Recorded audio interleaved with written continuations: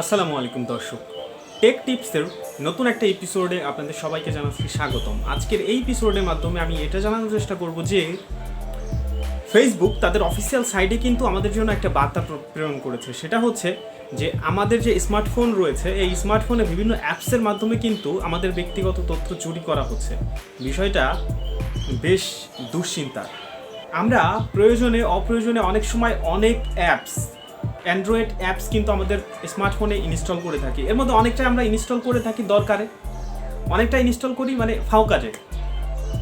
কখনো মনে হয় যে আমরা এটা দিয়ে কাজ করব, ফটো এডিটিং করব বা ভিডিও শ্যুট করব, দেন পরে কিন্তু সেটা আর করা হয় না।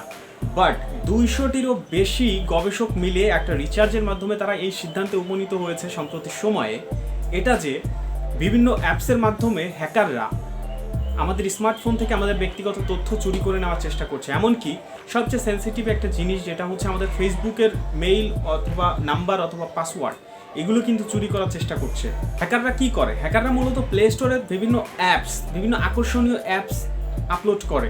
সেটা হতে পারে ফটো এডিটিংয়ের জন্য, হতে পারে ক্যামেরার জন্য। আমরা যারা ইউটিউবে কন্টেন্ট ক্রিয়েট করি তাদের কাছে খুবই জনপ্রিয় একটা ক্যামেরা রয়েছে, সেটা হচ্ছে ওপেন ক্যামেরা। এমন কেউ নাই যারা ইউটিউবে নাই যারা ওপেন ক্যামেরা না চেনে। বাট এই রিলেটেড আরও একটা ভয়ঙ্কর ক্যামেরা রয়েছে। তারপর বিভিন্ন ফটো এডিটিংয়ের অ্যাপস রয়েছে। এই সমস্ত অ্যাপসের মাধ্যমে হ্যাকার অল টাইম আমাদের ডিভাইসের বিভিন্ন ফাঁকফোকর খুঁজতে থাকে, যে সমস্ত ফাঁকফোকরের মাধ্যমে তারা আমাদের ডিভাইস থেকে, আমাদের বিভিন্ন সোশ্যাল মিডিয়া থেকে, লাইক ইমো, হোয়াটসঅ্যাপ, ফেসবুক, মেটা যেটা, তো এই সমস্ত অ্যাপস থেকে আমাদের গুরুত্বপূর্ণ তথ্য চুরি করার চেষ্টা করে এবং হ্যাকিংয়ের মাধ্যমে মানে পুরোই সব কিছু ঝান্ড করে দেয়।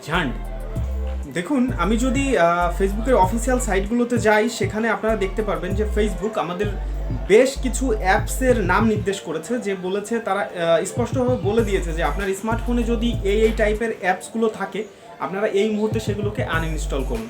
এগুলো আমাদের সতর্কতার সাথে আমাদের অবশ্যই করাটাও জরুরি। তো আমি অ্যাপসগুলোর নাম বলে দেবো না, এগুলো অনেক কঠিন নাম। বাট আপনারা চাইলে কিন্তু এই যে ডিসপ্লে থেকে অ্যাপসগুলোর নাম দেখবেন। যদি আপনার স্মার্টফোনে এই জাতীয় অ্যাপস ইনস্টল করা থাকে, যত দ্রুত সম্ভব আনইনস্টল করে ফেলুন। টেক টিপসের আজকের এই এপিসোড এই পর্বে শেষ হচ্ছে।